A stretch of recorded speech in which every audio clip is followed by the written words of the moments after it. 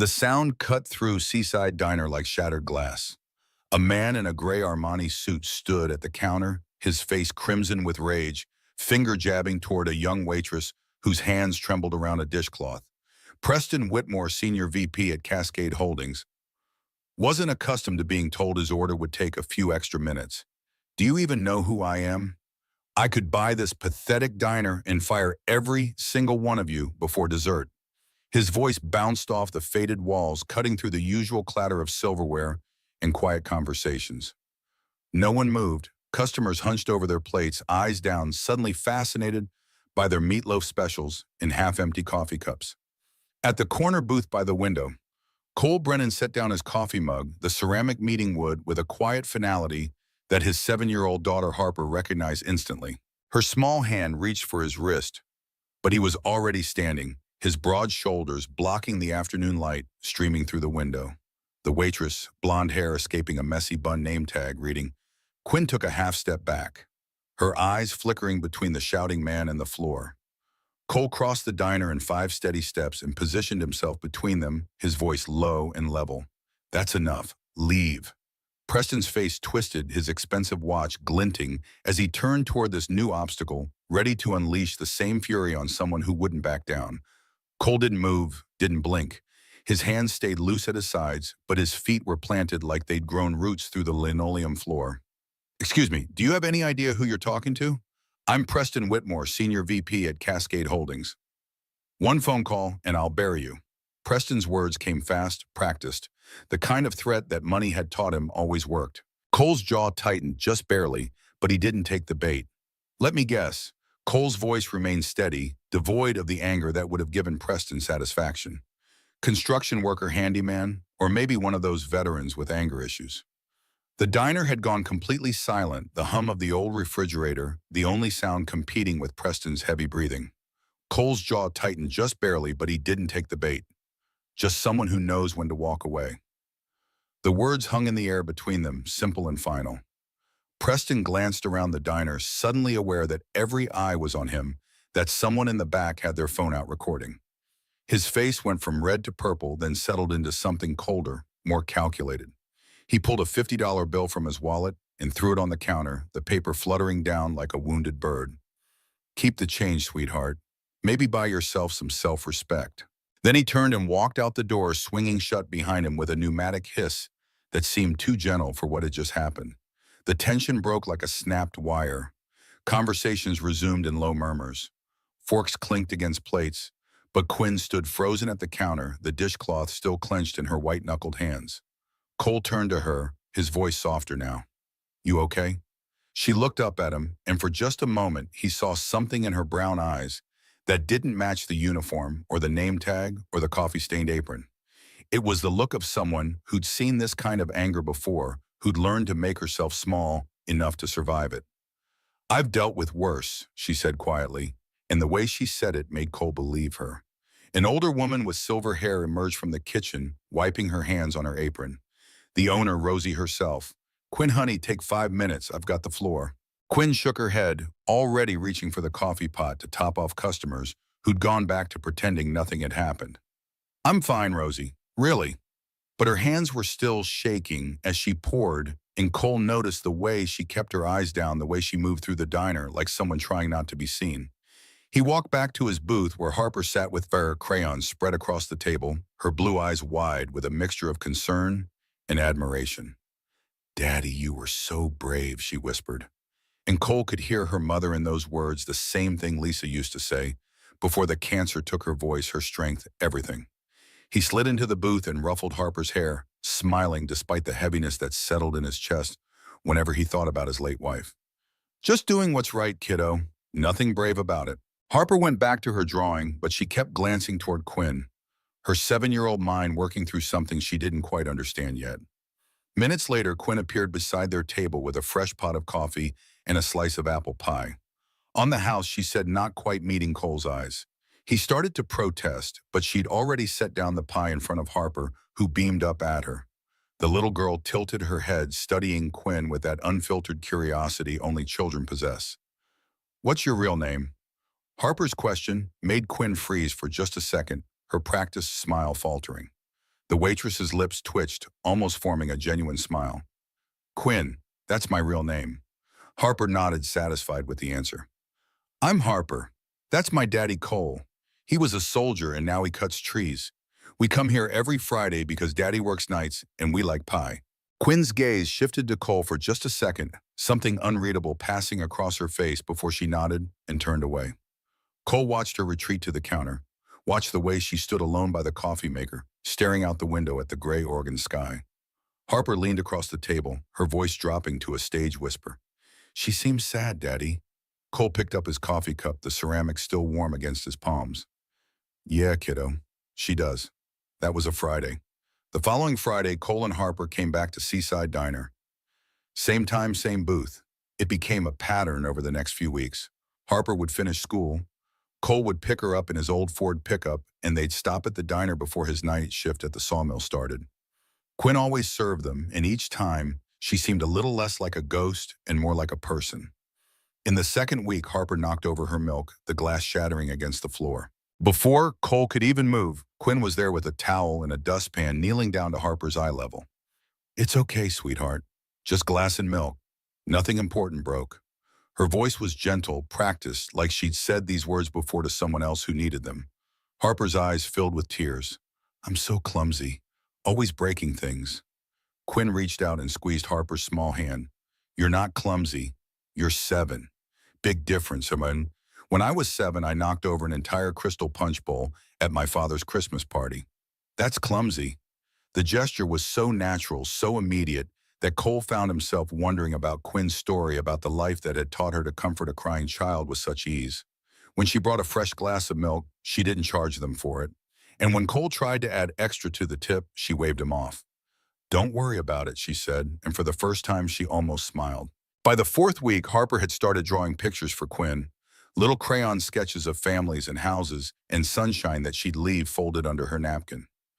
Quinn always took them, always said thank you, but Cole noticed she never looked at them until she thought no one was watching. He saw her once standing by the kitchen door during a slow moment, unfolding one of Harper's drawings, 3 stick figures holding hands, and the expression on her face was so raw, so full of something like grief, that Cole had to look away. It was during the 5th week that everything started to shift. Cole had dropped Harper at school and swung by Seaside to grab coffee before heading home to sleep. The parking lot was nearly empty, just a few early morning regulars' cars and Quinn's beat-up Honda Civic parked in the back. He was walking to his truck when he heard voices low and tense coming from behind the dumpster. He shouldn't have looked. It wasn't his business, but something about the tone made his feet stop, made him glance around the corner. Quinn stood with her back to him, facing a man in a black suit, silver hair, perfectly styled, a Philippe Patek watch catching the morning sun. The man was holding out an envelope, thick with what could only be cash. Rory, please, the man said, his voice tired, but firm. Your mother is sick with worry, Quinn. Rory apparently shook her head, her arms crossed tight across her chest. Don't call me that. That's not my name anymore. The man sighed, the sound of someone who'd had this conversation before. Running away won't change who you are. You can't just erase your family, your responsibilities. Quinn's voice went sharp, cutting. I'm not running away. I'm finally running towards something. The man stepped closer and Cole saw Quinn stiffen, toward what poverty serving coffee to strangers. Living in a motel room. This isn't freedom, Rory. This is punishment. And you're punishing yourself for something that isn't your fault. Quinn didn't answer for a long moment. When she finally spoke, her voice was so quiet Cole almost didn't hear it. Just leave me alone, please. The man placed the envelope on top of the dumpster and walked away, his shoes clicking against the asphalt. A black Mercedes pulled up, a driver getting out to open the back door. The man paused before getting in, looking back at Quinn one more time. When you're ready to come home, we'll be waiting. Then he was gone, and Quinn was alone staring at the envelope like it might explode. Cole stepped back, giving her space, but not before she turned and saw him. Their eyes met across 20 feet of parking lot. Neither of them spoke.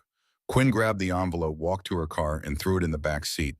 She didn't come into the diner after that. Cole saw her drive away, and when he went inside, Rosie told him Quinn had called in sick. She didn't come back for 3 days. When Quinn finally returned to work, she moved through the diner like she was sleepwalking, going through the motions, but not really present. Harper noticed immediately. Is Quinn okay? Daddy, she asked during their Friday dinner. Cole watched Quinn pour coffee for a table of construction. Workers watched the way she smiled without it reaching her eyes. I don't know, kiddo. I think she's dealing with some tough stuff. That night, as Cole was loading Harper into the truck, Quinn came out the back door, her shift over her apron balled up in her hands. She saw them and hesitated, like she might turn around and go back inside. But Harper waved her enthusiasm, impossible to ignore. Quinn. Hi, Quinn walked over slower than usual, her shoulders tight with tension. Hey, Harper. The little girl held up a new drawing, this one showing a bird in a cage with the door open. I made this for you. Quinn took the paper, her hands trembling slightly as she unfolded it. She stared at the drawing for a long time, so long that Cole was about to say something when she finally looked up. Her eyes were wet with unshed tears. Thank you, she whispered. It's beautiful. Harper beamed. The bird gets to fly away if it wants to, but sometimes it comes back because it likes its home. Quinn's breath caught just barely, but Cole heard it. She folded the drawing carefully and put it in her jacket pocket. That's a good ending, she said. Then she looked at Cole, really looked at him, and he saw the question forming before she asked it. Can I talk to you for a minute?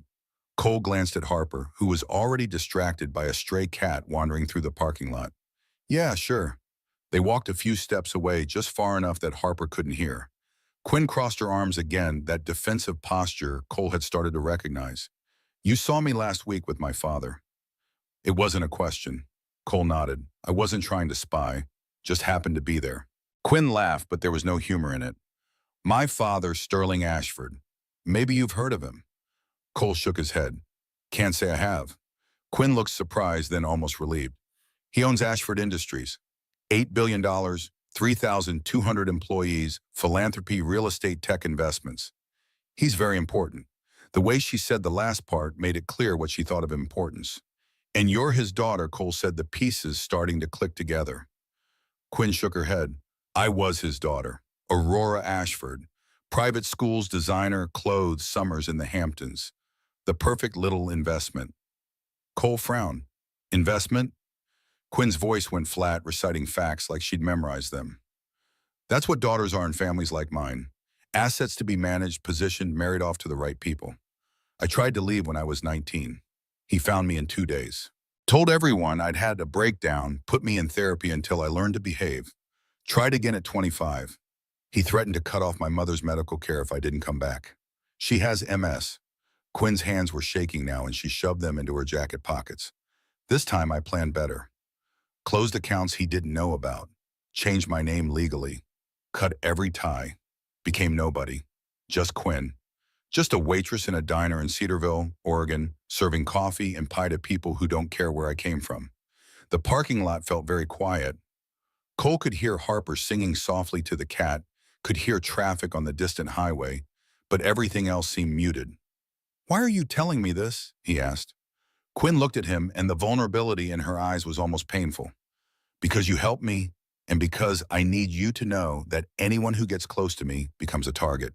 My father doesn't let go of things or people, and if he finds out you've been kind to me, he'll find a way to hurt you. Cole thought about Harper in the truck, about Lisa's medical bills, still haunting him, about the custody battle with his ex-mother-in-law that had almost destroyed him. He thought about all the ways a man with $8 billion could ruin someone like him. Thanks for the warning, he said finally. Quinn nodded, started to walk away, then stopped. I should quit, find another town.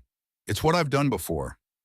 Cole surprised himself by reaching out, not touching her, but close enough that she stopped. Or you could stay, let people help you.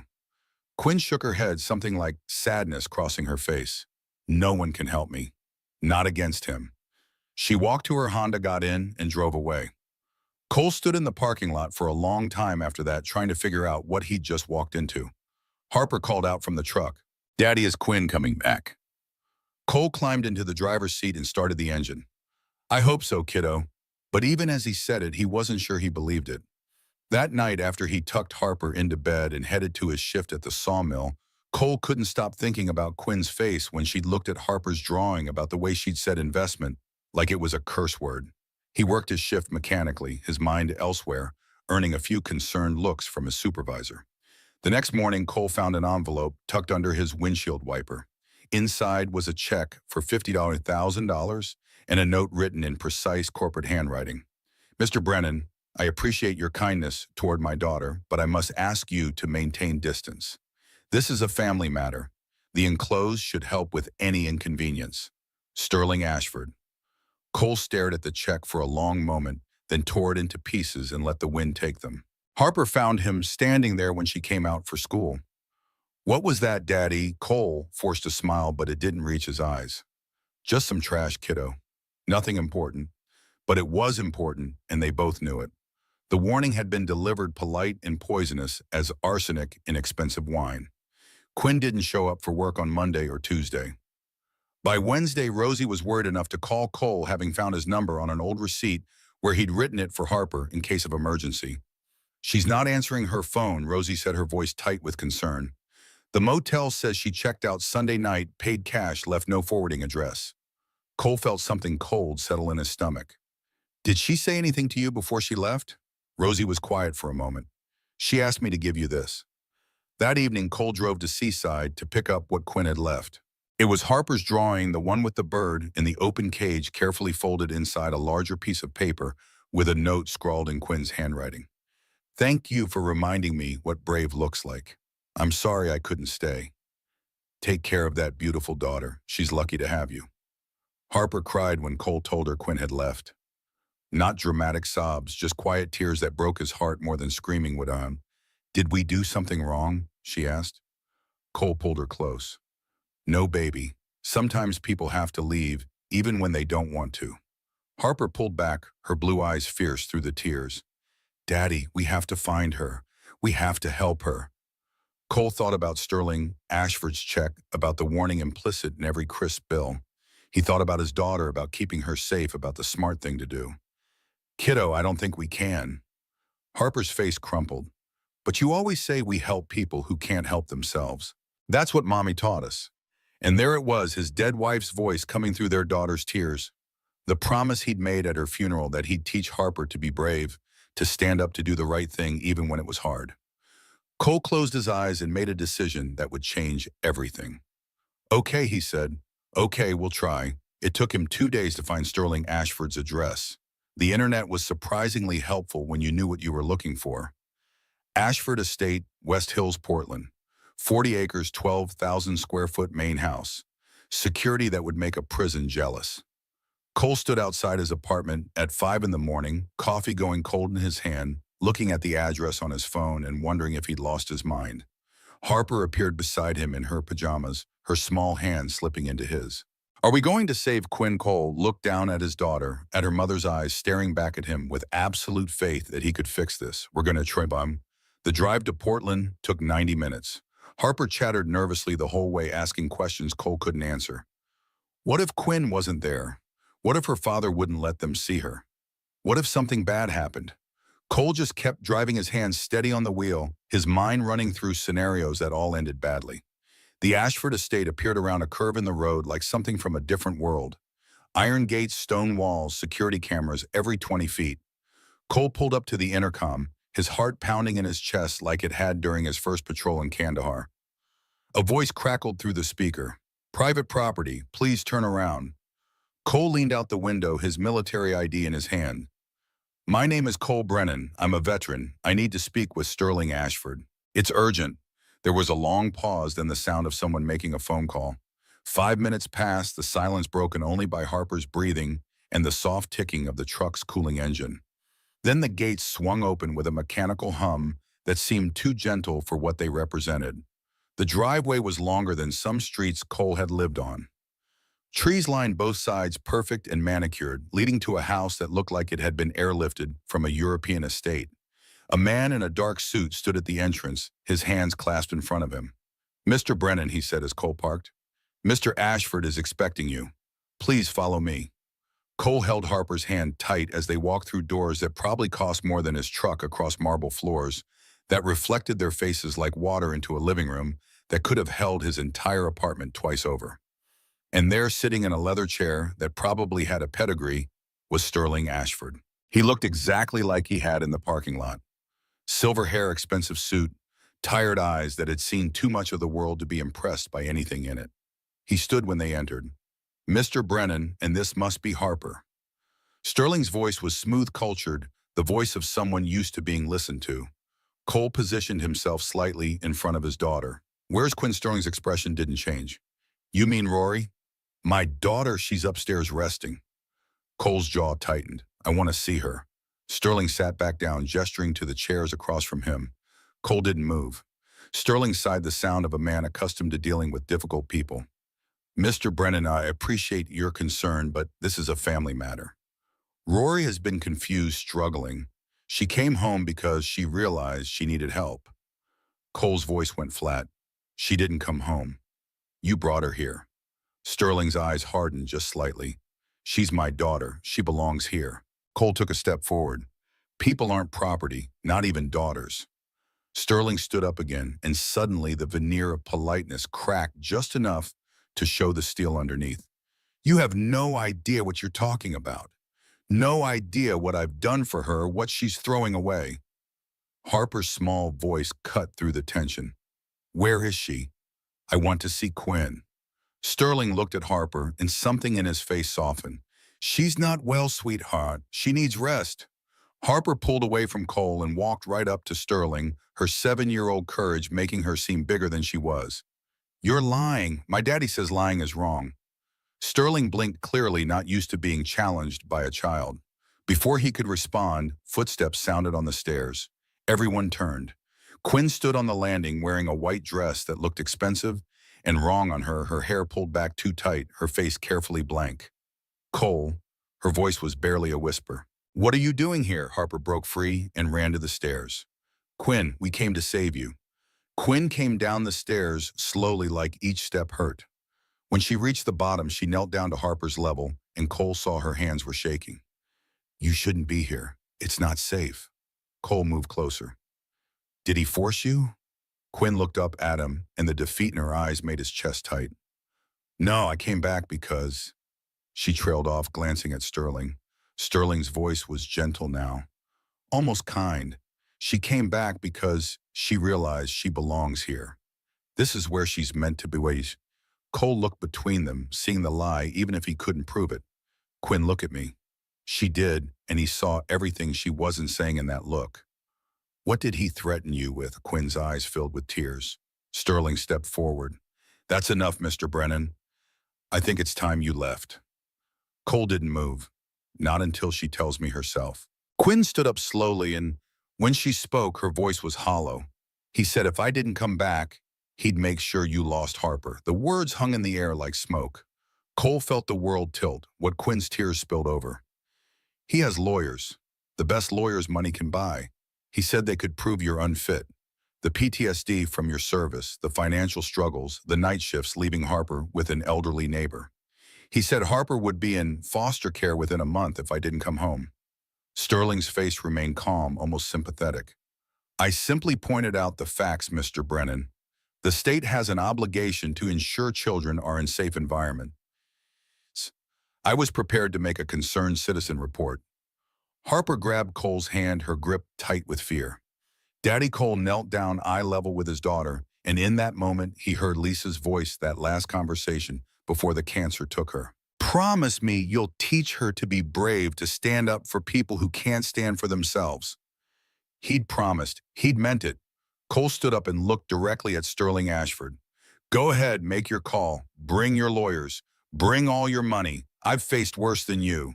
Sterling raised an eyebrow. You're calling my bluff. Cole's voice was steady. I'm calling your cruelty. Do whatever you want to me, but you're not going to keep her here like a prisoner. Sterling's face went cold. She's not a prisoner. She's my daughter, and this is her home. Cole turned to Quinn. Is this what you want? Quinn looked at her father, then at Cole and Harper, then back at her father. The silence stretched. Then she spoke, her voice stronger than it had been. No, it's not. Sterling's mask slipped completely. Rory, think about what you're doing. If you leave now, that's it. No trust fund, no inheritance. Your mother will lose her medical care. Nothing. Quinn walked over to Harper and took her small hand. I was never your daughter. I was your project, your doll to dress up and show off. She looked at Cole. Can I come with you? Harper nodded vigorously.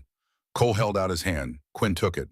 They walked toward the door, and Sterling's voice followed them, sharp with anger and something that might have been desperation. You're making a mistake. You will regret this. Quinn stopped at the door, turned back one last time. The only thing I regret is not leaving sooner. They walked out into the morning sun, and behind them, the door of the Ashford estate closed with a finality that felt like freedom. In the truck, Quinn sat in the back with Harper, the two of them holding hands. Cole drove, checking the rearview mirror every few seconds, half expecting security to chase them down. His phone rang, unknown number. He answered, putting it on speaker. Mr. Brennan, this is Margaret Hale from Child Protective Services, Multnomah County. We've received a complaint regarding your daughter's living situation. We need to schedule a home visit. Tomorrow morning, 10 turn through. Attendance is mandatory. The line went dead. Cole's hands tightened on the steering wheel.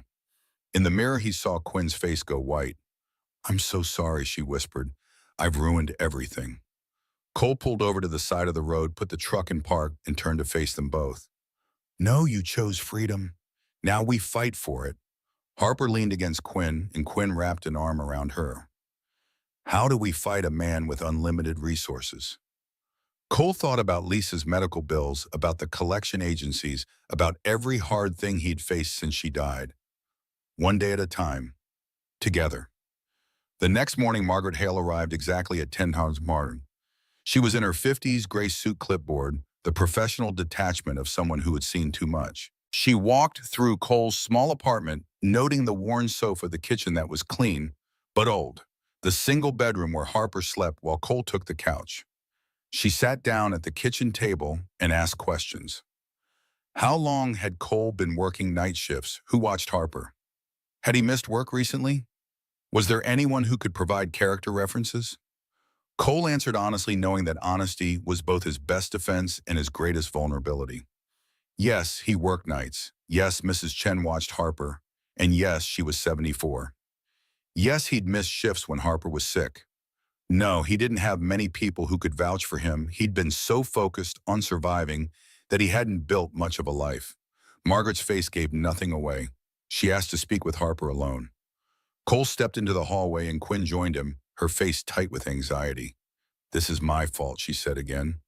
Cole shook his head. It's his fault, not yours. He tried to sound confident, but the truth was he was terrified. He'd fought for his country, survived a roadside bomb that killed two of his friends, battled PTSD that made him wake up screaming, but nothing scared him like the thought of losing Harper.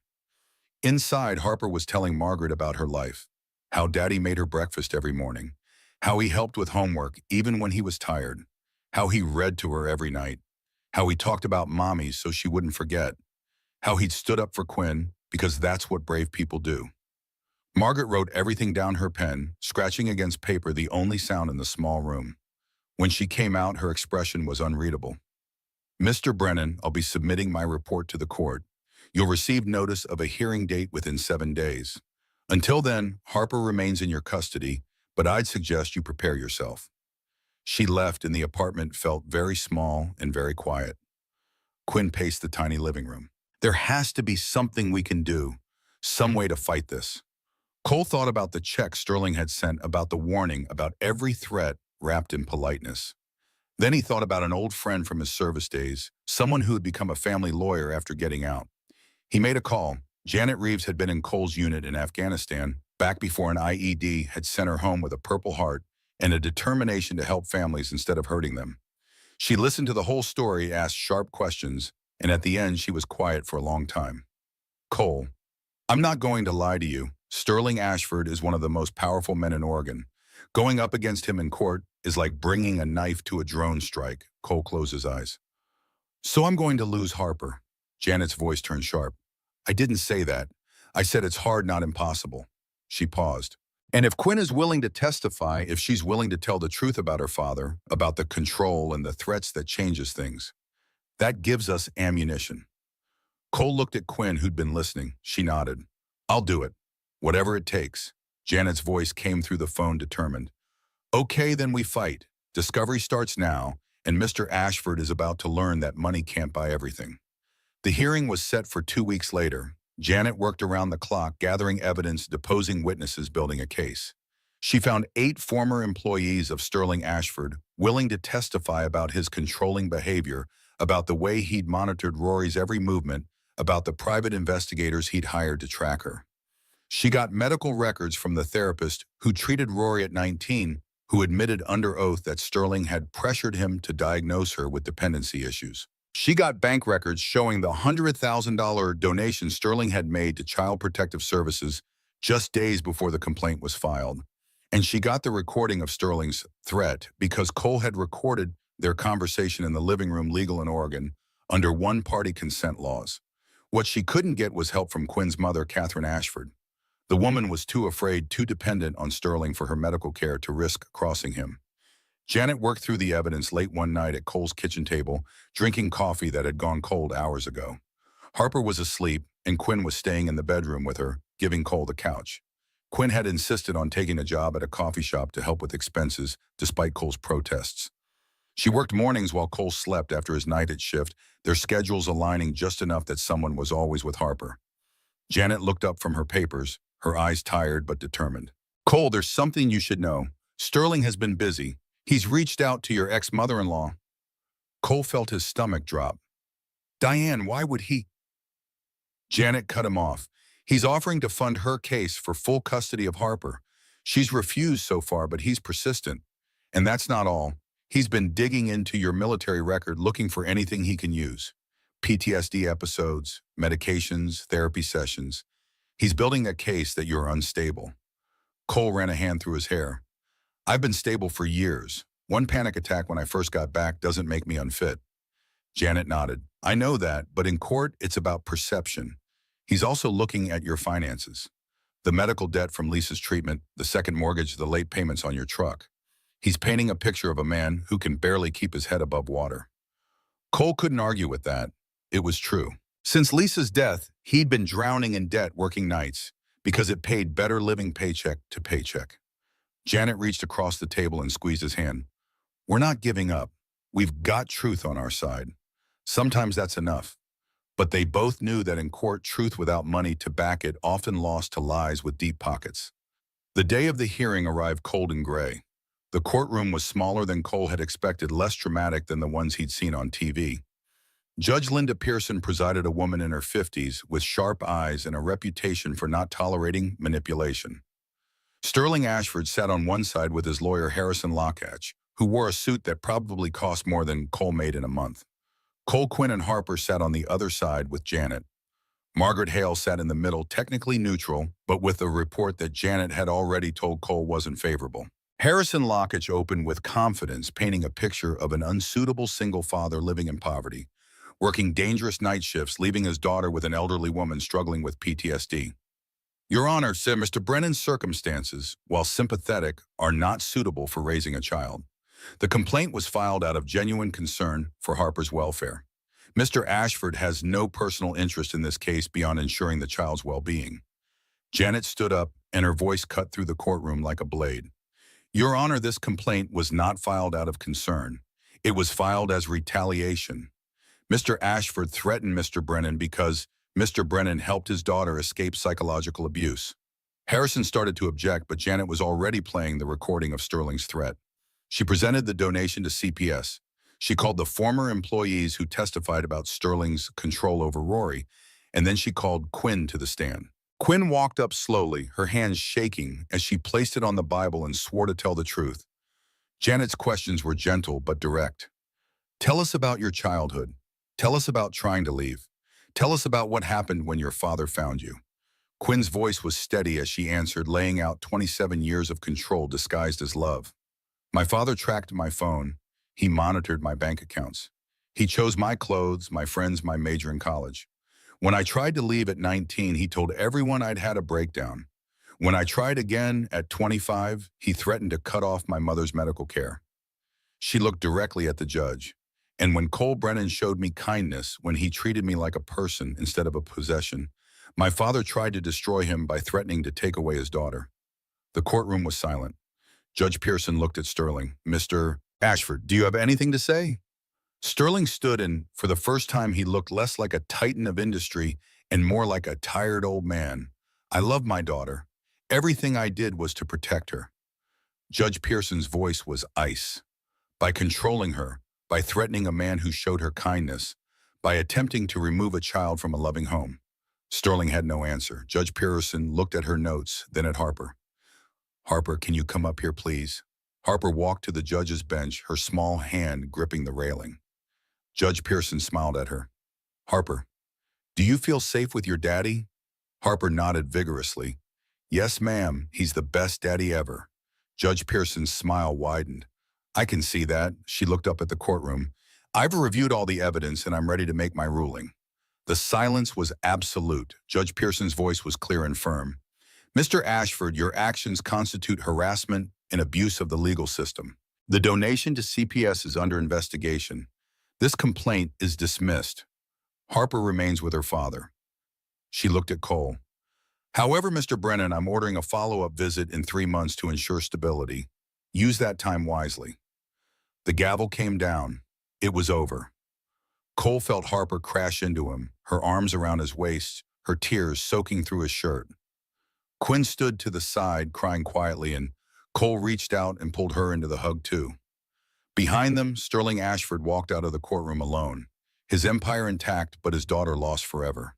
In the hallway, Janet hugged them all. You did it. You actually did it.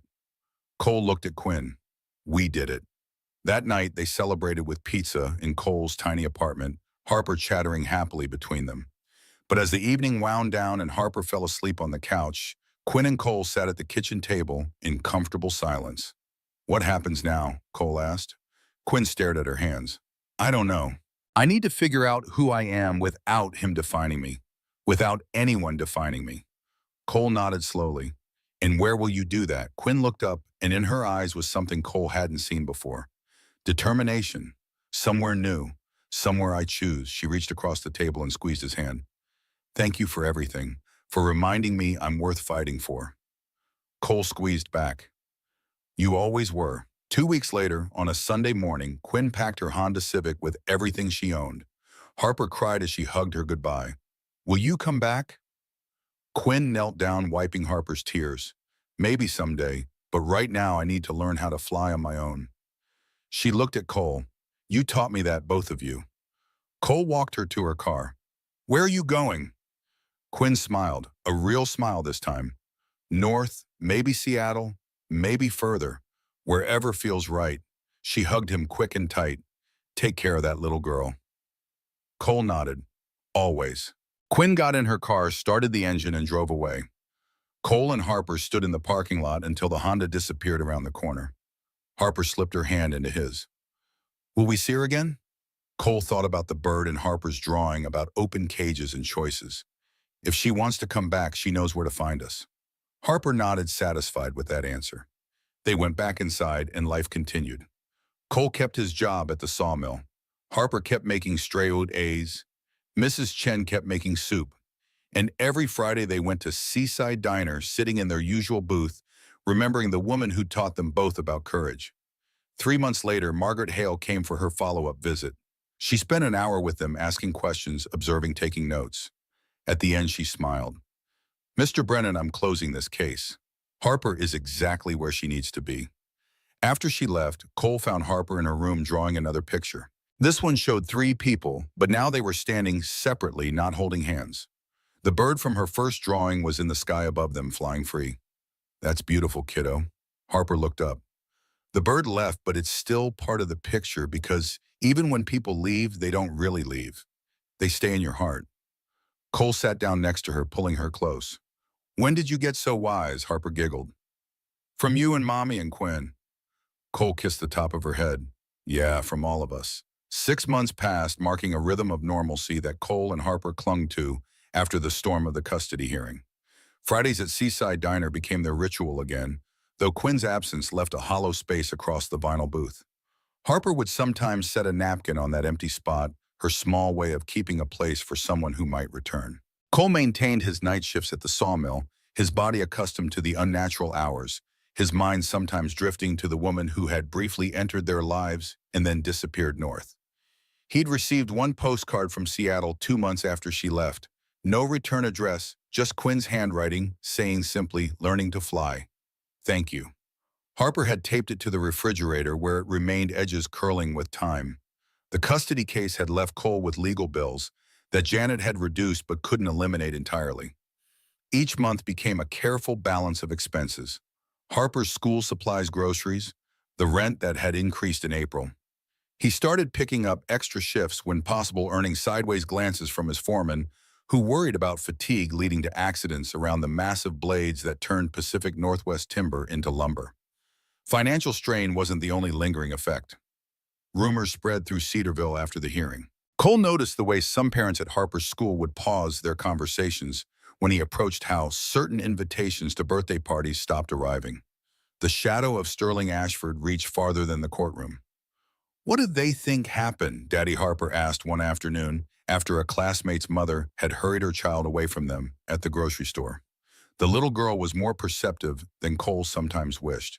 People believe what's easy, kiddo, not what's true. Sometimes the truth takes more work. Harper considered this with the seriousness of a child trying to understand an adult world that didn't follow the simple rules she'd been taught. One Tuesday morning, Cole's cell phone rang as he was drifting off to sleep after his shift. The screen showed unknown number, and something in Cole's gut clenched. Hello, Mr. Brennan, this is Thomas Weber. I'm the HR manager at Cascade Holdings. Preston Whitmore suggested I contact you. Cole sat up, instantly alert. Cascade Holdings, the company of the man he'd confronted at the diner months ago. The voice continued smoothly. We'd like to discuss a potential position in our security operations division. Your military background and recent experiences have come to our attention. The emphasis on those last words made the implication clear. Cole's mind raced through possibilities. Why would Preston Whitmore, the man who had harassed Quinn, suddenly offer him a job? And how much did they know about what had happened with Sterling Ashford? I appreciate the offer, but I'm not looking for new employment. The starting salary is $95,000, Mr. Brennan, with full benefits, including excellent health insurance. The voice let the figure hang in the air. Nearly triple what Cole made at the sawmill, enough to erase his debts within a year. Enough for Harper to take dance classes, have a bedroom of her own, maybe even start a college fund. Cole's hands tightened around the phone. Who put you up to this? Whitmore doesn't strike me as the forgiving type. There was a pause. I'm not at liberty to discuss our hiring process in detail. The position is legitimate, Mr. Brennan. Your background makes you qualified. Sometimes opportunity arrives through unexpected channels. Is Sterling Ashford one of those channels? Cole's question was met with silence. I'll need some time to think about it. Of course, we'll expect your call by Friday. The line went dead, leaving Cole staring at the ceiling, sleep forgotten. The offer dangled before him like a key to a different life, one without constant financial worry. But every instinct told him there were strings attached, invisible but binding. Cole called Janet that afternoon, explaining the strange offer. She listened without interrupting, then exhaled slowly. This feels like bait, Cole. Sterling lost in court, but men like him don't lose gracefully. They regroup and try a different approach. Why would he want me working for his friend's company? Cole paced his small kitchen. Janet's voice hardened. Information, access, control, maybe all three. Remember, he still blames you for Quinn leaving? Men with that kind of wealth and power don't separate business from personal vendettas. They just find legal ways to pursue them. After hanging up, Cole sat at the kitchen table, calculator in hand, working through numbers that never balanced properly. Harper would be home from school soon, and he needed to rest before his shift, but sleep wouldn't come. The ceiling fan turned lazy circles above him, stirring hot air in the apartment that lacked proper cooling for Oregon's increasingly warm summers. The decision should have been easy: turn down the suspicious offer and continue as before. But the possibility of financial security tugged at him like an undertow. Was his pride worth Harper's continued sacrifices? The question followed him through restless dreams. Thursday evening, Cole's phone rang again. Unknown number. This time, a different voice greeted him. Hello, Mr. Brennan, Catherine Ashford, Quinn's mother. I need to speak with you urgently. Cole tensed. How did you get this number? That's irrelevant. Catherine's voice was strained tight with something between fear and determination. Have you been contacted by Cascade Holdings? The question knocked the air from Cole's lungs. Yes. How did you, It's a trap. Sterling arranged it. The words tumbled out as though she feared being interrupted. He and Preston Whitmore are old friends. Sterling wants you where he can monitor you, influence you. The job is real, but the motive isn't opportunity. It's surveillance. My husband is relentless when he feels betrayed. Why are you telling me this? Cole gripped the phone tighter. A pause stretched between them. Because my daughter chose you to help her, and she was right. I've spent 28 years making the wrong choice. Maybe it's time I made the right one. Catherine's voice dropped lower. Sterling doesn't know I'm calling. I've learned a few things about privacy from watching Rory escape. Cole tried to process this unexpected alliance. Is Quinn Rory all right? Have you heard from her? No. Catherine's voice cracked slightly, but I've made arrangements to secure her trust fund independently of Sterling's control. If you hear from her, tell her that. Tell her I've finally done what I should have done years ago. After Catherine hung up, Cole made his decision. He called the HR manager back and declined the position, citing family reasons. The man didn't sound surprised, merely disappointed, as though a chess piece had moved in an unexpected direction. That night at the sawmill, Cole worked with mechanical precision, the rhythm of the machinery matching his thoughts. He'd chosen Harper's security over financial opportunity once again, but Catherine's warning left him unsettled. If Sterling was still maneuvering against him months after the court battle, what other approaches might follow? The answer came sooner than expected. Sunday morning, Cole opened his apartment door to find an elegantly dressed woman in her early 40s waiting in the hallway. Her tailored suit and pearl necklace looked jarringly out of place against the faded carpet of his apartment building. Cole Brennan. I'm Marissa Whitaker, education consultant with Eastridge Academy. I'd like to speak with you about a scholarship opportunity for Harper. Cole's guard immediately rose. I didn't apply for any scholarships. The woman smiled, practiced and perfect. That's the beauty of our program, Mr. Brennan. We identify promising students from diverse backgrounds. Harper's academic record is impressive. Eastridge offers a world-class education that could open doors to the finest universities. The scholarship covers full tuition and expenses. Cole leaned against the door frame, blocking entry to the apartment where Harper was watching TV. And what's the connection to Sterling Ashford? The woman's smile faltered for just a moment. I'm not familiar with that name. Our foundation has numerous anonymous donors who believe in educational opportunity. I bet they do. Cole's voice remained steady. Please tell Mr. Ashford that Harper is doing excellently in her current school. We're not interested. The woman's professional demeanor hardened slightly. Mr. Brennan, few parents reject opportunities like this. Your daughter deserves. My daughter deserves honesty from the adults in her life. Cole met her gaze directly, including me, including supposed education consultants. The conversation is over. After Marissa Whitaker left, Cole sat beside Harper on the couch, his mind racing. Sterling was trying a new approach, not threatening to take Harper away, but offering to separate them through opportunity. The strategy was more sophisticated than the job offer. What parent could justify refusing educational advantages for their child? He pulled Harper closer, kissing the top of her head. The 7-year-old looked up from her cartoon. Why was that lady here, Daddy? She wanted to talk about a different school for you, one that costs a lot of money. Harper frowned. But I like my school. My friends are there. Cole nodded, relieved by her response, yet troubled by how easily Sterling found new pressure points. I like your school too, kiddo. The attempts to infiltrate their lives paused for several weeks after that, long enough that Cole began to hope Sterling had finally accepted defeat. Then Mrs. Chen, their elderly neighbor who watched Harper after school, fell and broke her hip. The timing couldn't have been worse. Summer vacation was still a month away, and Cole had no immediate childcare solution. Within days, 3 different upscale childcare services contacted him, offering special rates and flexible hours.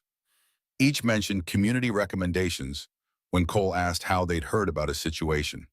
He declined them all, arranging instead for Harper to stay with Janet's family after school, despite the inconvenient drive. The pattern became clear. Sterling was waiting for moments of vulnerability, then offering solutions that would create access or influence. Cole began to understand Quinn's exhaustion. This wasn't just harassment, it was psychological warfare. The constant pressure of knowing someone was watching, waiting, calculating your next point of weakness. Harper noticed the strain, though Cole tried to hide it. One night, finding him at the kitchen table, reviewing bills, she placed her small hand over his. "It's okay, Daddy. We don't need fancy things." The simple statement nearly broke him. He gathered her into his arms, struck by how unfair it was that his 7-year-old felt the need to reassure him about their circumstances. "You deserve fancy things sometimes, baby." Harper shrugged against his chest. "I have you. That's better than fancy." Cole held her tighter, love and determination crystallizing into something harder than diamond. No matter what Sterling tried next, this was what mattered. This small, fierce person who saw value beyond price tags and prestige. 2 months after Quinn left the postcard from Seattle, still their only contact, Cole's phone rang during his pre-shift dinner with Harper. Private number, the screen displayed. He almost ignored it, wary of another manipulation attempt, but something made him answer. Cole. The voice was familiar, yet strange, as though speaking from underwater. "It's Quinn." His heart stuttered. "Quinn, are you okay?" A long pause filled the line. "Not really. I'm in Portland. Sterling found me in Seattle. I've been moving around." There was something different in her voice, a fragility that hadn't been there before. Harper's head snapped up at Quinn's name, her eyes wide with hope. Cole held up one finger, signaling her to wait. "Where are you exactly? I can come get you." Another pause. "I don't think that's a good idea. I wanted to hear a friendly voice. Let Harper know I'm thinking about her." Quinn's words slurred slightly at the edges. Cole's concern deepened. "Have you been drinking?" A hollow laugh came through the phone. "Coping mechanism. Not a great one. Turns out freedom isn't so simple when you've never had it." "I don't know how to be a person, Cole. I only know how to be a possession or a fugitive. Let me help you." Cole kept his voice steady despite the alarm building inside him. "You don't have to do this alone. That's why I left, remember? So you and Harper would be safe," her voice cracked. "Has he stopped the harassment?" Cole hesitated, unwilling to add to her burden. "We're managing, which means no." Quinn's bitter laugh held no humor. "He'll never stop. Not with me, not with you. You should have taken the job at Cascade." Cole straightened. "How did you know about that?" "I have sources. I'm my father's daughter, after all." Quinn's voice drifted, disconnected. "Some things you can't run from. They're in your blood." "Where are you staying?" Cole pressed, increasingly worried about her state. "I can be in Portland in 90 minutes. No, just tell Harper I miss her. Tell her the bird is still trying to fly." The line went dead. Cole stared at the phone, Harper's questioning eyes burning into him. Was that Quinn? Is she coming back? He couldn't lie, but he couldn't share the full truth either. That was Quinn. "She's in Portland, but she's having a tough time. She misses you." Harper's face felt disappointment clouding her features. She promised she'd come back someday. Cole pulled her close. "She will, kiddo. But sometimes people need to figure things out first. She asked me to tell you the bird is still trying to fly." Harper considered this, connecting it to her drawing. "She needs help, doesn't she? Like when birds get hurt and can't fly right." The insight struck Cole with its simple accuracy. "Yes, I think she does." That night at work, Cole couldn't focus. Quinn's call replayed in his mind. The slurred words, the hopelessness, the implication that Sterling was still pursuing her. He almost called Janet during his break to ask her advice, but stopped himself. This wasn't a legal problem anymore. It was personal. After his shift ended at dawn, instead of going home, Cole drove to Portland. He had no address for Quinn, only the knowledge that she was somewhere in the city and struggling. It was a fool's errand searching for one person in a metropolitan area of over 2 million. Yet he couldn't shake the feeling that Quinn had called for a reason, not just to check in, but as a muffled cry for help. Cole started in downtown, checking hotels he could afford if he were Quinn. Nothing. He tried homeless shelters, showing her picture from his phone. No recognition. By noon, exhaustion clouded his judgment, his body demanding the sleep he'd missed after working all night. He sat in his truck outside a coffee shop, eyes burning, ready to admit defeat. His phone rang. Unknown number, like so many calls these days. Sterling, another job offer. Quinn again. Cole answered without speaking.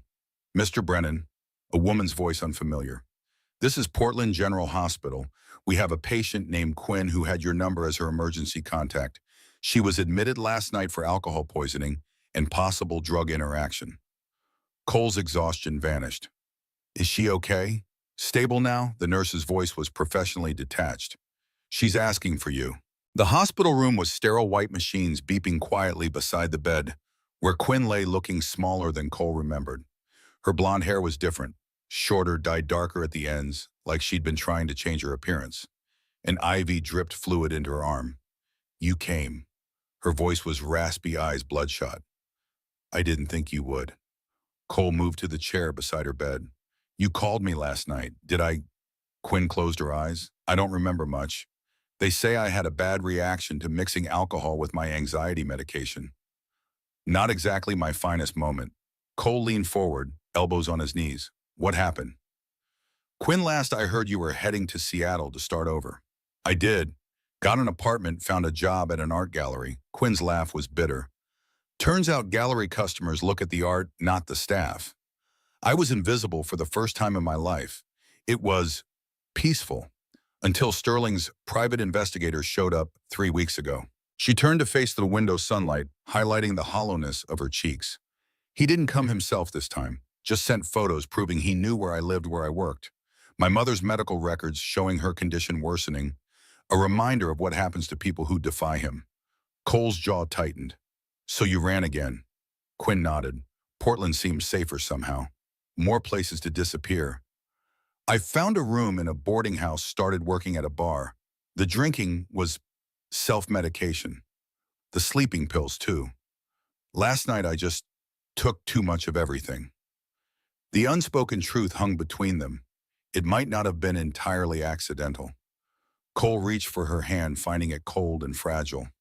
This can't continue, Quinn. Running, hiding, self-destructing. It's giving him exactly what he wants. Control even from a distance. What's the alternative? Quinn's voice cracked. Go back. Let him win. No. We fight again, but differently this time. Cole squeezed her hand. The hearing was defense. Now we go on offense. Quinn shook her head, fear crossing her features. You don't understand what he's capable of. I understand exactly what he's capable of. Cole's voice hardened. He's been circling us for months. Job offers, scholarships for Harvard, even childcare services. He's trying to find a way back in to establish control over us like he did with you. The difference is, I see his moves coming now. A nurse entered, checking Quinn's vitals, interrupting their conversation. When they were alone again, Quinn turned to Cole, something like hope flickering across her face for the first time. What are you suggesting? That we stop reacting and start acting? Cole leaned closer. Your mother called me. Quinn's eyes widened. What? When? Last week. She warned me about the job offer from Cascade Holdings, said it was Sterling's attempt to keep tabs on me. She also mentioned setting up your trust fund independently. Quinn shook her head in disbelief. My mother stood up to him. After all these years, people surprise you sometimes. Cole's expression softened, even themselves. A tear slipped down Quinn's cheek. My whole life I just wanted her to choose me over him. Just once. She's choosing you now. Cole hesitated, then continued. I think it's time we stopped running from Sterling and confronted him directly. Not in court, but on our own terms. With your mother's help. Quinn studied him, doubt warring with desperation in her eyes. What exactly are you proposing? A meeting? You, me, your mother, and Sterling. Neutral ground, Janet present as legal counsel. We make it clear that his harassment ends now, or we go public with everything. The manipulation, the threats, the use of his corporate connections to stalk and intimidate. Quinn's laugh held no humor. You think bad publicity scares a man like my father? I think the truth scares him more than anything. Cole met her gaze steadily. Not the public version, the personal truth. That his wife has finally found the courage to leave. That his daughter sees him clearly and chooses freedom despite the cost. That all his money and power can't buy what he really wants. Control over the people he claims to love. Quinn was silent for a long moment, considering. It won't work. He'll find another way. He always does. Then we'll fight that too. Cole's voice softened, but we do it together this time. No more running separately. He wins when we're isolated, vulnerable. Together, we're stronger. Quinn turned to the window again, watching clouds pass over the Portland skyline. After what felt like an eternity, she spoke. I'm tired of running. Her voice was barely audible. So tired of being afraid. Then stop. Cole stood his decision made. I'll call Catherine, set up the meeting. And this time, Sterling Ashford learns what it means to face people who aren't afraid of him anymore. Later that afternoon, as Quinn slept sedated by hospital medication, Cole stepped into the hallway and made the call to Catherine Ashford. He outlined his proposal expecting resistance, perhaps even refusal. Instead, her response surprised him. I've been waiting for this moment for 28 years, Mr. Brennan.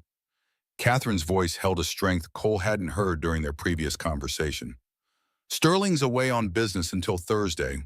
I can arrange for him to meet us at my personal suite at the Heathman Hotel on Friday morning.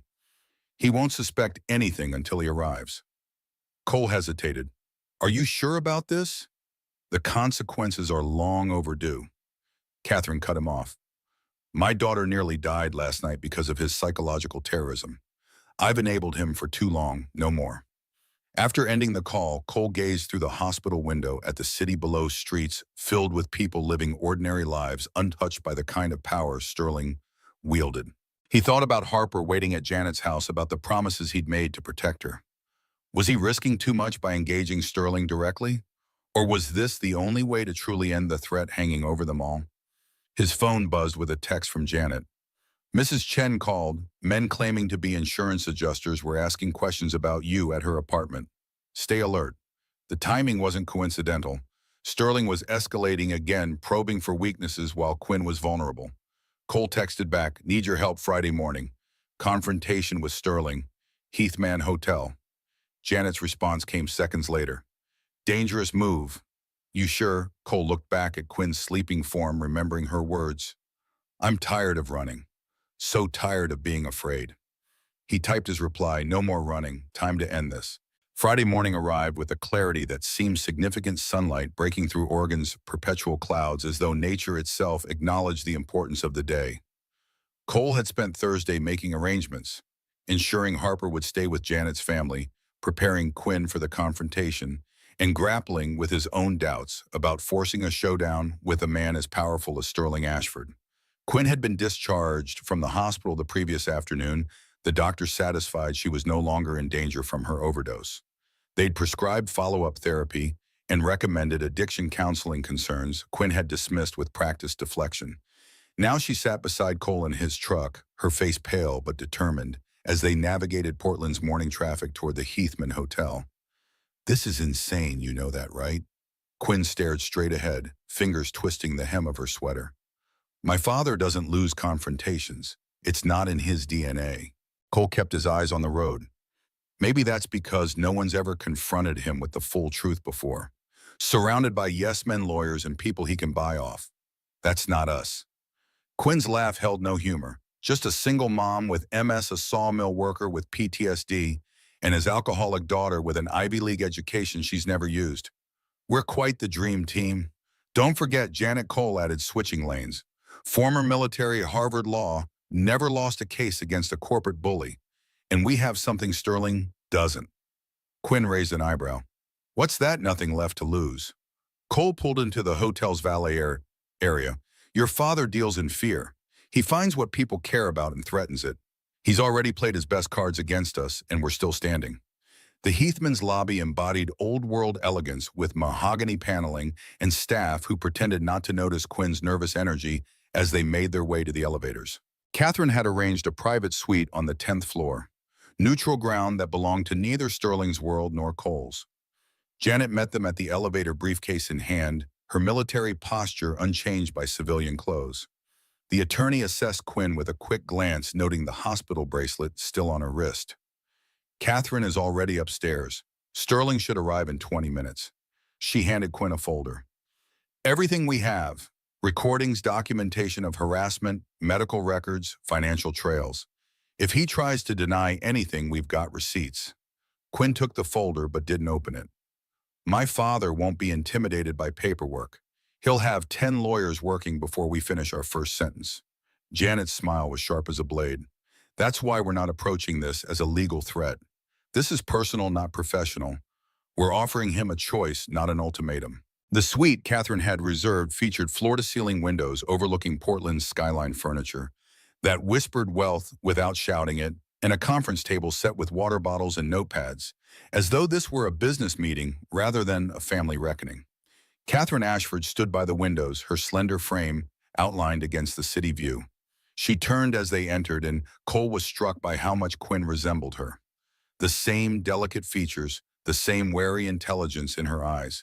Unlike Quinn's hospital pallor, however, Catherine's complexion bore the artificial flush of someone working hard to appear healthier than they were. Rory.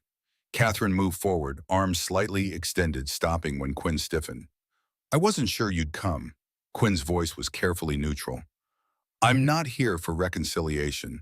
I'm here to end his control over all of us. Catherine nodded, pain flashing across her face before she composed herself. Yes, that's why I'm here too.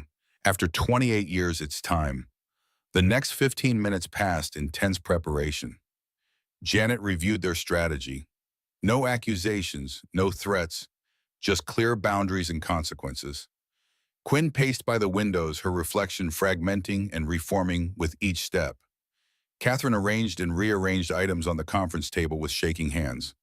Cole stood near the door, mentally rehearsing what he would and wouldn't say when Sterling arrived. The elevator chime announced Sterling's arrival with the precision of a courthouse clock. Footsteps approached down the hallway. Not one person, but two.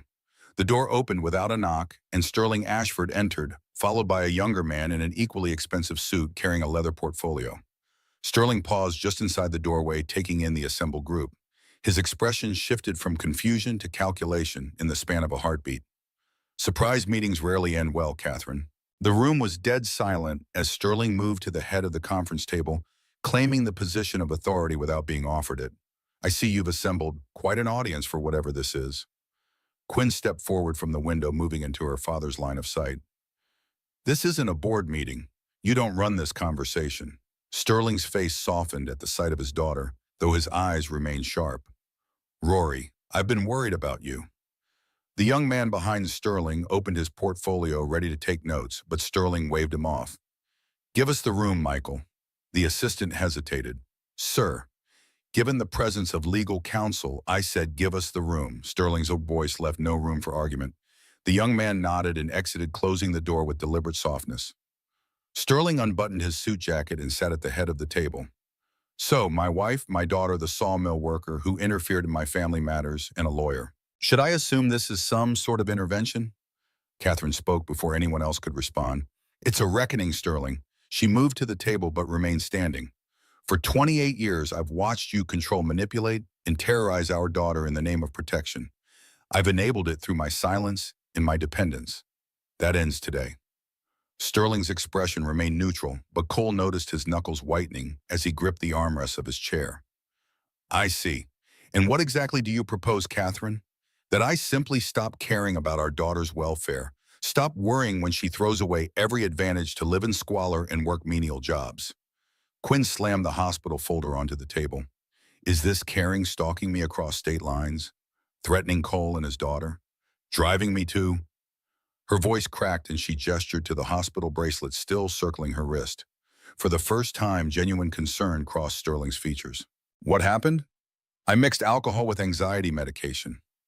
Quinn's voice was flat, the kind of medication I've needed since childhood to manage the stress of being your daughter. I spent Tuesday night having my stomach pumped while doctors debated whether it was a suicide attempt. Sterling flinched as though she'd struck him. I never wanted that. Whatever you believe about me, Rory, I never wanted you hurt. Janet stepped forward, her attorney's demeanor both professional and formidable. Mr. Ashford, we've documented multiple instances of harassment, coercion, and psychological abuse directed at your daughter, Mr. Brennan, and his child. We have evidence of your attempts to manipulate Child Protective Services, your coordination with Preston Whitmore to create false employment opportunities, and your use of private investigators to track Quinn across state lines. If you're genuinely concerned about her welfare, these actions demonstrate the opposite. Sterling's gaze hardened. I don't respond well to threats, Ms. Reeves. Janet Reeves, and this isn't a threat, it's an opportunity for resolution. Janet placed her own folder on the table. We're not asking for money, we're asking you to stop. Completely. Permanently. No more surveillance, no more interference, no more attempts to control Quinn's life or manipulate Cole's circumstances. And if I refused this generous offer, Sterling's sarcasm couldn't quite mask his tension. Cole spoke for the first time since Sterling's arrival. Then everything becomes public. Not just the legal documents, but the personal story. How one of Oregon's most powerful men terrorized his own family. How Quinn had to change her name and flee across multiple states. How you tried to take my daughter away as revenge. Some stories even all your money can't bury. You're bluffing. Sterling dismissed the threat with a wave. I have relationships with every major news outlet in the Pacific Northwest. No one would run that story. The internet doesn't require editorial approval. Catherine's voice was stronger now. I've written my own account, Sterling. Every detail of our marriage. Every time you tracked Rory's phone without her knowledge. Every time you threatened her educational funding. If she didn't comply with your expectations, every time you used my medical care as leverage. It's ready to post on multiple platforms simultaneously. Sterling turned to his wife, genuine shock replacing his controlled facade. You wouldn't dare. Watch me. Catherine pulled out her phone and placed it on the table. I'm tired of being the voiceless, helpless wife whose MS makes her dependent on your generosity. I'd rather struggle with my disease independently than continue enabling your control. A tense silence filled the room. Sterling's gaze moved from Catherine to Quinn to Cole, assessing, calculating, as he always did when confronted with opposition. Finally, he leaned back in his chair. What exactly do you want from me? Quinn stepped forward, placing both hands on the table and leaning toward her father. We want you to let go, all of us completely. No more private investigators, no more threats, no more manipulation disguised as concern. I'm 27 years old. I get to choose my own life, even if you think I'm making a mistake. Sterling's jaw tightened. And if I believe you're deliberately destroying your future out of some misguided rebellion, then that's my choice too. Quinn's voice gained strength. I'd rather fail on my terms than succeed on yours. That's what you've never understood. Love without freedom isn't love at all. It's possession. Something shifted in Sterling's expression, a flicker of recognition, perhaps even understanding. He turned to Cole, studying him with new intensity. And what do you want from this, Mr. Brennan? You've involved yourself in a family dispute that never concerned you. Cole met his gaze without flinching. I want to raise my daughter in peace. I want Quinn to have the chance to build her own life. And I want you to understand that all your money and power can't buy the things that actually matter. The confrontation reached its first turning point as Sterling stood abruptly walking to the window with his back to the group. For several minutes, no one spoke, the only sound the faint traffic noise from 10 stories below. When Sterling finally turned, his face had aged a decade. My father was a construction worker in Tacoma. Sterling's voice had lost its corporate polish, revealing hints of a different upbringing. We lived in a 2-room apartment until I was 12 when he died of a heart attack on a job site. No insurance, no savings. My mother worked 3 jobs to keep us fed. I promised myself my children would never know that kind of insecurity. Quinn shook her head. So you replaced financial insecurity with emotional insecurity. Great trade, Dad. Sterling continued as though she hadn't spoken. Everything I've done, the company, the investments, the connections, was to build a fortress around this family. To make sure no one could ever hurt you the way poverty hurt me. He looked directly at Quinn. I never saw it as control. I saw it as protection. Catherine stepped closer to her husband. Protection doesn't track phone locations without consent. Protection doesn't threaten medical care as leverage. Protection doesn't try to destroy a man and take away his child because he helped your daughter escape. She reached for Sterling's hand, an intimate gesture that seemed to surprise them both. You became the very thing you were trying to protect us from, a threat to our security and happiness. The confrontation's second critical moment arrived in Sterling's response, not words but the visible crumbling of certainty in his expression. For perhaps the first time in decades, Sterling Ashford faced a truth he couldn't buy his way out of or litigate into submission. I don't know how to be different. Sterling's admission hung in the air. This is who I've been for 40 years. This is how I've survived. Then it's time to learn something new. Cole moved forward, standing beside Quinn. Starting with letting go of people who need to find their own path, Sterling looked at his daughter, really looked at her, perhaps seeing the hospital bracelet and the exhaustion in her eyes for the first time. Did I do this to you? The question emerged rough unvarnished. Quinn didn't soften her response. Yes, not alone, but yes. Every time I tried to establish independence, you crushed it. Every boundary I set, you violated it. You turned me into someone who either had to submit completely or run constantly. There was never any middle ground. Janet interjected, returning the conversation to practical matters. Mr. Ashford, we need specific commitments. No further surveillance.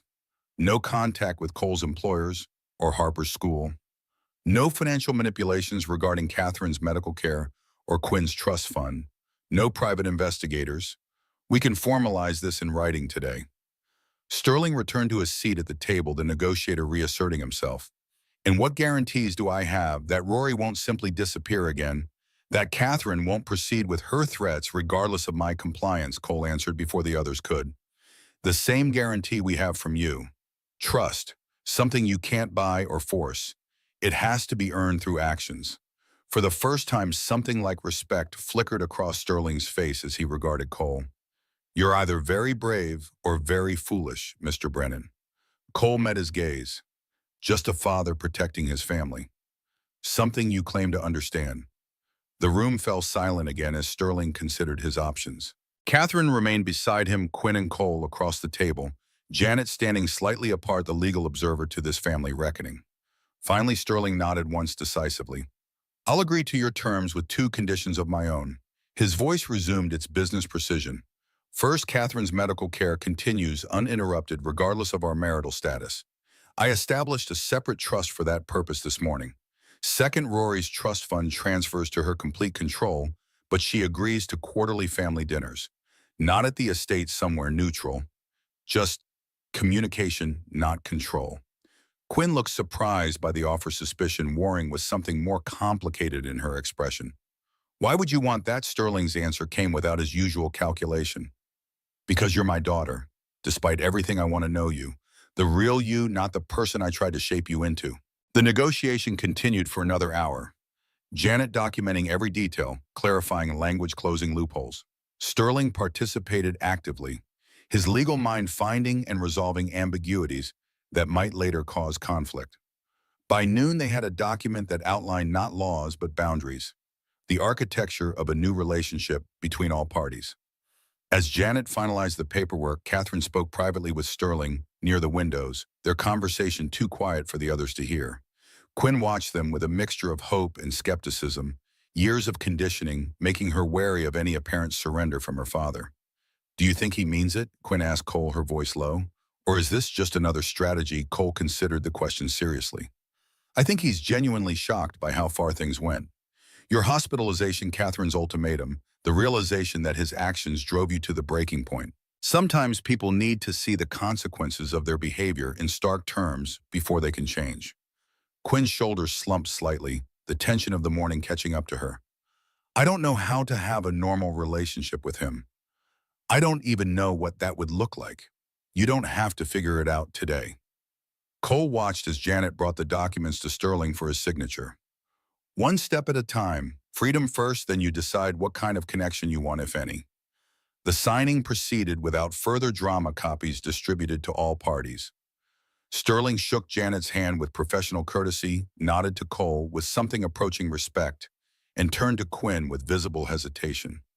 Rory, he stopped, correcting himself. Quinn, I'd like to help with your recovery, whatever you need. Treatment programs, therapy, a place to stay. Quinn tensed, old patterns flaring. I don't need your money. Sterling's response surprised them all. I'm not offering money, I'm offering support. Your terms, your choices. If you want distance, I'll respect that. If you want help, I'll provide it without conditions. For once in my life, I'm trying to listen instead of direct. The sincerity in his voice penetrated Quinn's defenses enough for her to nod slightly. I'll think about it. As Sterling prepared to leave, Catherine walked him to the door, their private conversation continuing. Cole couldn't hear the words, but the body language suggested reconciliation remained distant, if not impossible. Some damages couldn't be repaired with a signature on a document, no matter how well-intentioned. After Sterling departed, the tension in the room dissipated like fog under strong sunlight. Janet gathered her materials, professional demeanor softening as she squeezed Quinn's shoulder. You did well. Standing up to someone like that takes courage. Quinn's laugh held a fraction more humor than before. Courage or desperation. Not sure there's much difference anymore. Catherine rejoined them, looking both exhausted and relieved. He's agreed to the divorce proceeding. Uncontested. She sat heavily in one of the plush chairs. I never thought I'd see the day when Sterling Ashford would surrender control voluntarily. Did he, though? Quinn's skepticism reasserted itself? Or is this just a tactical retreat? Janet shook her head. The documentation is solid. Any violation invalidates the confidentiality clauses. If he resumes harassment, everything becomes public. She closed her briefcase with a definitive click. Sterling's business empire depends on his reputation. He won't risk it. After Janet left for another appointment, the three remaining participants in the morning's confrontation sat in a triangle of uncertain alliance. Catherine, the wife, finding her voice after decades of silence. Quinn, the daughter, torn between hope and hard-earned distrust. And Cole, the outsider who had become essential to their liberation. What happens now? Catherine directed the question to both of them, but her eyes rested on her daughter. Quinn stared at her hands. I need time. To think, to heal. Maybe some actual therapy instead of just medication. She looked up at her mother. Are you really leaving him? After all these years, Catherine's smile held both sadness and determination. I already have in every way that matters. The legal details will take time, but yes, I've leased an apartment in the Pearl District. Small, but it has good accessibility features for when my MS flares. The conversation continued. Mother and daughter carefully navigating decades of complicated emotions, finding moments of connection amid the wreckage of their family structure. Cole excused himself to call Janet's house, checking on Harper, giving Quinn and Catherine privacy for their reconciliation. From the hallway, he heard Quinn's laugh, genuine this time, not bitter, in response to something Catherine had said. The sound represented the first fragile evidence that healing might actually be possible. When Cole returned, the atmosphere had shifted again. Quinn stood by the window, Catherine beside her, both looking out at Portland, spread below them. They turned as he entered, a new resolve visible in Quinn's posture. I've made a decision. Quinn's voice was steadier than it had been all morning. I'm not going back to Seattle. I'm staying in Portland, at least for now. Mom's found me a therapist who specializes in trauma and addiction recovery. Catherine nodded. And I've offered her the guest room in my new apartment while she gets back on her feet. Not as her mother controlling her, but as her mother supporting her. Cole smiled. That sounds like a good first step. Quinn moved closer to him. What about you? Going back to the sawmill tonight. Cole nodded. Life returns to normal, or whatever passes for normal these days. The three of them left the hotel together, stepping into Portland's midday bustle. At the valet stand, Catherine hugged Quinn with careful tenderness before turning to Cole. Thank you for forcing this confrontation. I've spent too many years taking the path of least resistance. It took your courage to show me another way. After Catherine departed in her own car, Quinn and Cole stood awkwardly beside his truck. The intimacy forged through shared crisis, shifting now that the immediate danger had passed. You should go home to Harper. Quinn tucked her hands into her pockets. She must be worried about you. Cole studied her face, noting small signs of improvement already. Clearer eyes, steadier hands, the barest hint of color returning to her cheeks. You'll stay in touch this time, not just disappear. Quinn's smile was small but genuine. I promise, no more running. She hesitated, then added, Tell Harper the bird is learning to land now, not just fly. Sometimes freedom means choosing where to rest, not just escaping the cage. The drive back to Cedarville passed in contemplative silence. Cole processed the morning's confrontation, marveling at how Sterling had ultimately capitulated. Not completely, not without conditions, but enough to create space for everyone to breathe. Whether his change of heart would prove lasting remained to be seen, but the power dynamic had shifted irrevocably. Harper was playing in Janet's backyard when Cole arrived, her face lighting up as she ran to him. Did you find Quinn? Is she okay? The questions tumbled out before he could even step from the truck. Cole knelt to her level, brushing back hair that had escaped her ponytail. Quinn is okay. She's staying in Portland with her mom for a while. She's getting some help for the things that made her sad. Harper's expression turned serious. Is her dad still being mean? Cole chose his words carefully. He's learning not to be. Sometimes adults need to learn lessons too, just like kids do. Janet invited Cole to stay for dinner, but he declined, wanting to return to their apartment to normalcy. On the drive home, Harper asked more questions about Quinn, about Sterling, about what had happened at the hotel. Cole answered as honestly as he could while shielding her from the darker details. At home, Harper disappeared into her room and returned with a drawing. Another bird, but this one perched on a branch rather than flying or caged. "Can you send this to Quinn? I want her to know birds need to rest too." Cole promised to mail it the following day. After Harper's bedtime routine, bath story prayers that still included her mother even a year after her death, Cole sat on the edge of her bed watching his daughter drift towards sleep.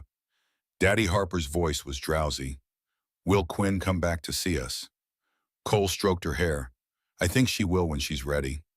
Harper nodded, already half asleep. "Good. She makes you smile more." The observation, simple and unfiltered, as only a child's could be, followed Cole into the living room, where he sat with a rare beer contemplating the day's events. Was Harper right? Did Quinn's presence in their lives, complicated as it had been, bring something he'd been missing since Lisa's death? The thought accompanied him to the sawmill that night, threading through the mechanical rhythm of his work. By morning, exhaustion blurred the philosophical questions, reducing his focus to the practical matters of getting Harper to school and himself to bed. 3 weeks passed in relative calm. Cole received 2 text messages from Quinn, brief updates about her therapy, her mother's health, a tentative plan to have dinner with Sterling the following month. No mention of returning to Cedarville or seeing Cole and Harper again. He told himself this was progress, that her focus on healing was necessary and right, even as he found himself glancing toward her former seat each Friday at his seaside diner. Harper asked about Quinn less frequently, but continued making drawings that Cole dutifully mailed to Catherine's Portland address. Quinn sent back short notes of thanks addressed specifically to Harper, their tone warm but carefully maintaining distance. On the 4th Friday after the hotel confrontation, Cole and Harper arrived at Seaside Diner to find Rosie waiting for them with unusual excitement. "There's someone here to see you," she said, gesturing toward their regular booth. Quinn sat where she always had, wearing a simple blue dress instead of the waitress uniform, her hair pulled back in a neat ponytail. Harper broke free from Cole's hand, racing across the diner. "Quinn, you came back." Quinn caught her in a hug, laughing with a lightness that Cole hadn't heard before.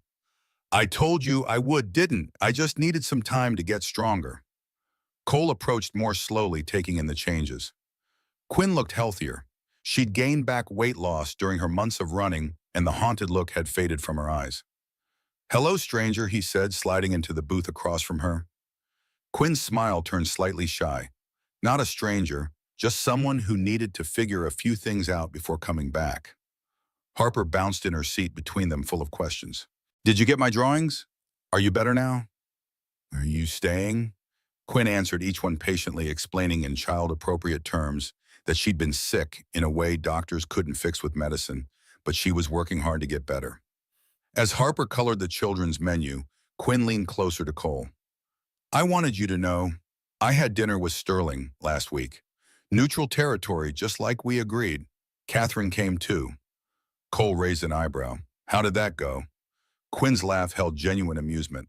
"Awkward, tense. He brought corporate financial reports to show me how my trust fund was performing. Old habits. But he's trying. He asked about my therapy instead of telling me I don't need it. He listened more than he talked. Progress." Cole sipped his coffee, studying her over the rim of the mug. "And how are you?" Really, Quinn considered the question with new seriousness. "Better. Not fixed, but better. The therapist says I have complex PTSD from the emotional abuse. Says it'll take time to unlearn all the survival mechanisms I built up." She traced a pattern on the table with her fingertip. "Some days are harder than others. The cravings for alcohol come and go. But I haven't had a drink in 26 days. Proud of you."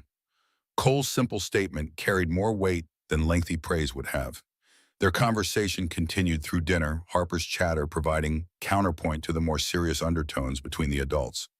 Quinn shared details of her recovery, outpatient treatment, 3 times weekly meditation classes, a part-time job at a bookstore that didn't trigger the anxiety she'd experienced in more demanding positions. As they finished their pie, Quinn grew more hesitant, glancing at Harper, then back to Cole. "There's something else I wanted to talk to you about. I've been thinking about moving back to Cedarville." Cole kept his expression neutral, despite the leap of his pulse. Any particular reason, Quinn smiled, the expression reaching her eyes in a way it rarely had before. I miss it here. The simplicity, the quiet. Portland has great resources for my recovery, but it also has too many reminders of my old life. Too many connections to Sterling's world. She watched Harper coloring intently. And I miss you too. The friendship we were building before everything fell apart. The admission hung between them, neither fully romantic nor merely friendly. Cole thought carefully before responding. We've missed you too, but I need to know this isn't just another escape. Harper's already lost too many people she cares about. Quinn nodded, accepting the concern as valid. That's fair. I'm not making any sudden moves. I'm looking at apartments, considering options. My therapist supports the idea but says I need to build a solid support network here first. Local meetings, a new therapist, a sustainable routine. Harper looked up from her coloring. Are you coming back to live with us? Quinn exchanged a glance with Cole before answering gently. No, sweetie. I'd get my own place. But I could see you more often than just letters. Cole watched his daughter process this information, relieved when she nodded acceptance. The three of them left the diner together, standing in the parking lot where their paths had first crossed months ago. The evening air carried the scent of pine and distant rain, the Oregon summer fading toward autumn. Quinn hesitated beside her car, a newer model Toyota that had replaced the Honda, another sign of her changing circumstances. I should get back to Portland. I promised Mom I'd help her rearrange furniture tomorrow. The MS is flaring a bit. Cole nodded, keeping a respectful distance. Give her our best. The dinner invitation stands whenever you're both ready. Quinn's smile widened. I'll tell her. She stooped to hug Harper goodbye, then straightened, meeting Cole's gaze with new confidence. Thank you. For everything. For showing me what courage looks like when it's not fueled by desperation or alcohol. You always had courage. Cole's voice softened. You just needed to find the right reasons to use it. After Quinn drove away, Harper took Cole's hand as they walked to his truck. She's happier now, isn't she? Daddy, Cole lifted Harper into her booster seat. Yes, kiddo. I think she is. 2 months later, Quinn moved into a small apartment 3 blocks from Cole and Harper's place. She found work at Cedarville's public library, joined a local recovery group, and established a routine that balanced independence with connection. Each week included dinner at Cole's apartment, movie nights, where Harper fell asleep between them on the couch, and quiet conversations after the little girl was in bed. Their relationship evolved gradually, neither rushing toward romance nor denying the growing bond between them. Quinn maintained her quarterly dinners with Sterling and Catherine, reporting steady, if imperfect, progress in healing family wounds. Catherine's health stabilized with new treatments, and she began visiting Cedarville, occasionally getting to know Harper and forming her own friendship with Cole. Sterling remained more distant, honoring the boundaries established at the hotel, but sending birthday and Christmas gifts to Quinn that showed increasing thoughtfulness rather than mere expense. He never contacted Cole directly, but Quinn relayed his reluctant acknowledgement that Cole's intervention, while unwelcome at the time, had ultimately forced necessary change. On the 1-year anniversary of Quinn's departure from the Ashford estate, she and Cole sat on his apartment balcony after Harper was asleep, sharing coffee and conversation beneath a star-filled sky. Did you ever imagine we'd end up here? Quinn gestured between them, then toward the peaceful town around them. When you first stood up to that jerk at the diner, did you have any idea what you were starting? Cole shook his head. I just did what seemed right at the time. Same as when we went to get you from your father's house. One step after another, not a grand plan. Quinn's hand found his in the darkness. That's bravery, you know. Not fearlessness, but doing what's right despite the fear. You taught me that, you and Harper. Cole intertwined his fingers with hers, the gesture still new enough to carry significance. We taught each other. Your courage inspired mine too. Quinn leaned her head against his shoulder, her voice thoughtful. I had dinner with Sterling last week. Just the two of us this time. He asked about you. Cole raised an eyebrow. What did he want to know? Quinn laughed softly. If you were treating me well, if I was happy, if we were serious about each other. Her voice carried a question of its own in those last words. Cole turned slightly to see her face in the dim light. And what did you tell him? Quinn met his gaze steadily. I told him I'm still learning what healthy love looks like. That we're taking our time building something real. That you've never once tried to control me or change me. She hesitated, then added, I told him I'm happier than I've ever been, and you're a big part of that. Cole brushed a strand of hair from her face, the touch gentle as a whisper. I told Harper something similar when she asked if you were my girlfriend now. Quinn's smile held both humor and tenderness. What did she say to that? Cole chuckled. She said it was about time since she's been drawing us as a family for months now. The conversation lapsed into comfortable silence, the night wrapping around them like a shared blanket. Eventually, Quinn spoke again, her voice carrying the weight of realization. You know what I've learned this year? That freedom isn't just about escaping. It's about choosing where you belong, who you become, who you love. Cole nodded, understanding completely. It's about building a cage with the door left open. Staying because you want to, not because you have to. Quinn turned to him fully, then her expression opened in a way it had never been during those early days at the diner. Exactly, and I choose this. Her hand gestured to encompass the apartment, Cedarville, their evolving relationship. I choose you and Harper and this life we're building. Not because I'm running from Sterling, but because I'm running towards something better. Cole's kiss was gentle, a promise rather than a demand. We choose you too. Later that night, after Quinn had returned to her own apartment, maintaining the boundaries they'd established during her recovery, Cole stood at Harper's bedroom door, watching his daughter sleep. The drawings on her wall told the story of their journey. The caged bird, the bird in flight, and now a nest with three birds together. A child's simple representation of a complex emotional truth. His phone vibrated with a text message from Quinn. Forgot to tell you, Catherine's coming next weekend. Sterling asked if he could drive her. First time he's expressed interest in visiting. Thoughts? Cole considered the question, the implications of Sterling Ashford in Cedarville in their lives more directly than before. A year ago, the idea would have filled him with dread. Now it generated caution, but not fear. He texted back, if you're comfortable with it, we'll make it work. Family is complicated, but it's still family. Quinn's response came quickly. Thank you for understanding. For everything. Sweet dreams. Cole pocketed his phone and took one last look at Harper's peaceful form before heading to his own bed. Tomorrow would bring another day of work, of parenting, of building this unexpected life they'd created from the wreckage of Sterling's control. It wasn't perfect. Quinn still struggled with recovery. Cole still woke from occasional PTSD nightmares. Harper still asked about her mother at unexpected moments. But it was real, honest, chosen freely rather than dictated or escaped from. And in that choice lay all the difference.